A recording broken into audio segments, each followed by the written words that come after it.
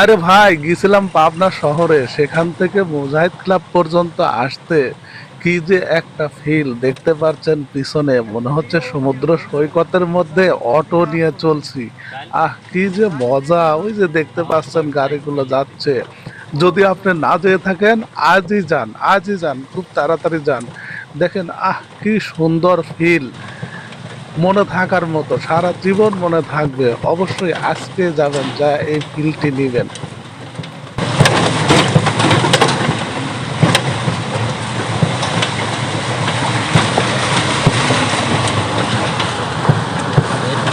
কোম্পানির লাভ নাই, গাড়িতে এক টাকাও লাভ নেই। লাভ নাই, ধরে লেগেই লাভ। যার কারণে ওরা মনে হয় কোনো সুযোগ দিবে না আর, না না না, তাই না?